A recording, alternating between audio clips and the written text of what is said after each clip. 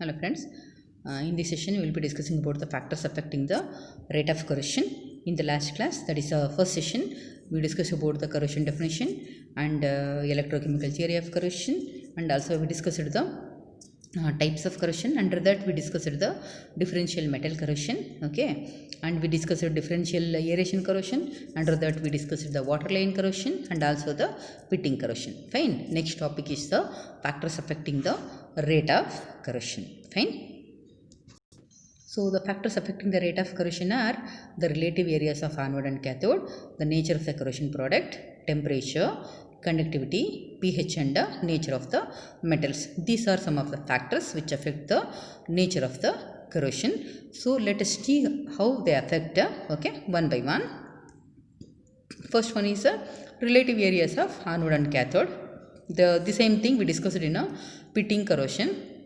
When the pit is formed because of the formation of a small anodic area and larger cathodic area, the rate of corrosion will be very high, I said, right? Okay. See, the anodic area is very less and cathodic area is large. Being a larger cathodic area, the cathode is demanding for electrons. So the anode has to undergo oxidation, okay, and give the electrons. Okay. So the anode will be getting corroded. Okay. Please to remember, it's very important. Smaller the anodic area and larger the cathodic area, corrosion will be very high. Example is a tinning process. In the process of tinning, so much care has to be taken in such a way that not even a pinhole, okay, not even a pinhead whole area is to be left without coating. Yes, okay. If a small area is left out, what will happen here is the corrosion will be spreading at a very faster rate, that is due to the formation of small anodic area and large cathodic area. Okay, so in the process of tinning, one should see that the article to be coated is completely covered, not even a small and smallest gap is left out. If it is left out, the corrosion will be spreading at a faster rate. Okay, the reverse of it, if the area larger the anodic area and smaller the cathodic area is there, the rate of corrosion will be always less. It will be proceeding at a slower rate. Okay, example is galvanization. In galvanization, that is coating of zinc or magnesium on iron. Okay, we can coat either zinc or magnesium on iron. So here what happens, if very small area is peeled off, the corrosion will not be spreading at a very higher rate. It will be spreading at a slower rate only. That is due to the formation of a larger anodic area and a smaller cathodic area. Okay, so in the process of galvanization, if a small area is left out or if it is peeled off, the corrosion will be spreading at a lesser rate only, not in a faster rate. Okay, so the conclusion for this is smaller the anodic area and larger the cathodic area, greater is the rate of corrosion. And the reverse, larger the anodic area and smaller the cathodic area, the corrosion will be lesser rate. And next topic is pH. Okay, the pH, how it affects.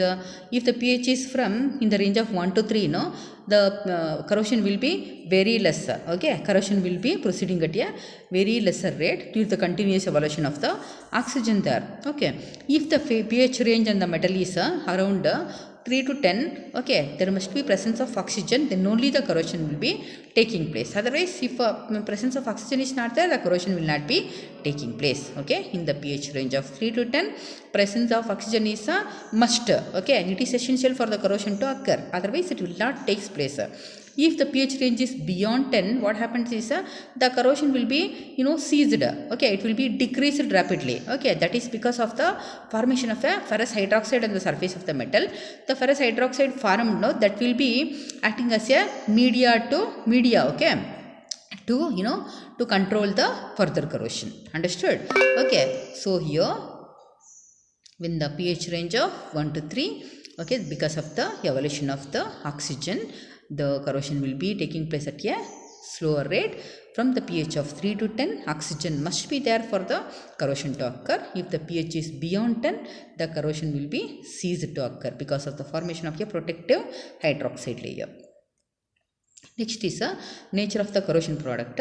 Okay, if the corrosion product formed is non-stable or non-stoichiometric in nature, highly it's soluble, porous in nature and it's unstable. Okay, you know, like all these things, okay, we can refer to the red or black color powder I showed, you know, corrosion product, how it will be there, how it will be appearing, how we can see it, red or black color powder. Okay, it's highly non-stoichiometric in nature, it is highly soluble, it is porous and it is unstable. Okay, then the corrosion rate will be very high. Okay, corrosion will be further spreading, it will not be stopped.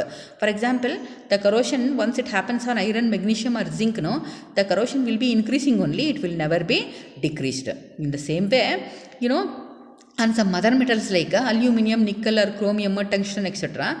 Okay, if there is a reaction between the atmospheric moisture and air with the metal, there will be a formation of an oxide layer. Okay, that oxide layer formed will be protecting the metal, okay, from the further corrosion. Why it is protecting? That is because of the formed layer is stoichiometric in nature. Okay, it's highly insoluble. Okay, we cannot feel, touch or anything.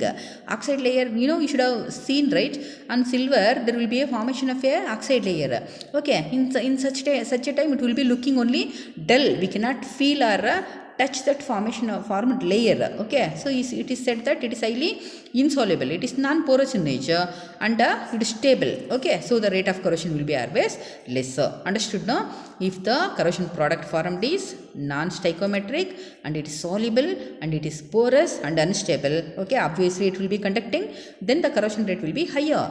If the nature of the corrosion product formed is stoichiometric in nature, highly soluble, insoluble and non-porous in nature and stable, then the rate of corrosion will be very less. Example is aluminum, nickel, chromium, etc. Okay, the formed layer will be protecting the metal from the further corrosion. Okay, and in the case of the iron, magnesium and all, we can feel that formation of the red or black color powder. Once it is formed, the corrosion will be increasing only, it will never be decreased. Next is temperature. Okay, you just remember here, temperature is you know, directly proportional with the you know, corrosion. Okay, when the temperature is increases, the corrosion will be increasing. Okay, at lower temperatures, now what happens, the movement of ions will be very slow, so the reaction will be taking place slow only. Okay, and when the temperature is increased, what will happen, it will increase the conductance also. Once the conductance is increased, there will be fast mobility of the ions here, so the reaction will become faster, so the corrosion rate also will be becoming faster. Okay, also no, the increase in the temperature, no, what it does is if in the case of passive metals, inactive metals are there, for example, okay, the temperature makes the inactive metals to active state. Okay, it decreases the passivity, it decreases the inactivity. Okay, the metals become active. Once the metals become active, the reaction rate also will be becoming faster, so the rate of corrosion will be higher. Okay, so the corrosion is directly proportional with the temperature. As the temperature increases, the corrosion also increases, because when the rise in temperature increases the conductivity, and also the rise in temperature, what it does, it makes the passive metals to the active state. Fine. And coming to the nature of the metals, okay, metals which lie in the higher in the electrochemical series, I showed in the last topic also. Once again at the end I will be showing you the electrochemical series slide. Okay, when you take any two metals, okay, in the electrochemical series, the metal which is present above will be always with the higher negative potential. Okay, that will be undergoing the oxidation reaction faster. Okay, and you know, the metal which is present below to it will be having a, you know, it will be undergoing the cathodic reaction, it will be acting as a cathode only. Okay, and also if you take two metals, two combination of metals here, okay, we can calculate the potential of those metals, okay, by using the E cell formula. E cell is equal to E cathode minus E anode. Okay, wherever you get more E cell, no, that combination will get corroded faster. Okay, greater the potential difference, greater is the potential difference between the two metals, greater will be the rate of corrosion for that combination. Okay, when we take two metals, for example, once again I am repeating, the metal which is present above in the series will be having a tendency to undergo corrosion. Okay, I will be protecting the metal which is present below to it, that is cathode. If we take combination of metals, okay, higher the difference in the electrode potentials, higher will be the rate of the corrosion. Okay, see, let us take example. If zinc and iron combination, and in zinc and copper combination, what will happen? See, for example, in the case of see, you must know the potentials. I think you know zinc potential is minus 0.76, iron minus 0.44, and copper plus 0.34. Okay, if iron and zinc are in combination with each other, calculate the E cell. Okay, E cathode minus E anode. Okay, minus 0.44 minus of minus 0.76, it will be giving rise to 0.32 volts. If zinc and copper are in combination with each other, okay, the cell potential will be around 1.1 volts. So when we compare, if zinc and iron combination are there and zinc and copper combination are there, okay, which combination will get corrosion faster? This combination. Okay, wherever the difference in the electrode potential is high, that combination will get corroded at a faster rate. Okay, so greater is the difference in their electrode potential, okay, greater will be the rate of corrosion there. Okay, so this is the example. If iron and zinc are in combination with each other and zinc and copper are in combination with each other, the zinc and copper combination will be corroded at a faster rate compared to the zinc and iron combination. Okay, at last, conductivity. Conductivity, it is directly proportional with the, directly proportional. Corrosion is directly proportional with the conductance. The case of conductivity, when the conductivity is more, there will be a fast movement of ions, which increases the corrosion rate. Okay, and the corrosion is an electrochemical phenomenon which involves a transfer of electrons. When the conductivity is more, the electrons will be moving at a faster rate. So faster will be the chemical reaction and the faster will be the rate of corrosion. So the corrosion is directly proportional with the conductance of the medium.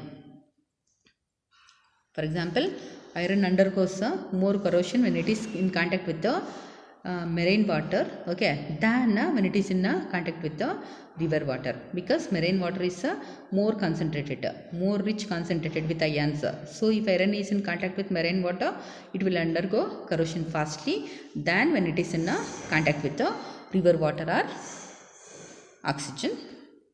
Okay, finally the electrochemical series. When you take two metals, the metal which is present in the above in the series, that will undergo corroded. If you take lithium and manganese, lithium will be undergoing corrosion. Lithium will be acting as a anode and manganese will be acting as a cathode. Fine. Okay, so this is the end of this session. We will be meeting with the new topic. Until then, bye bye.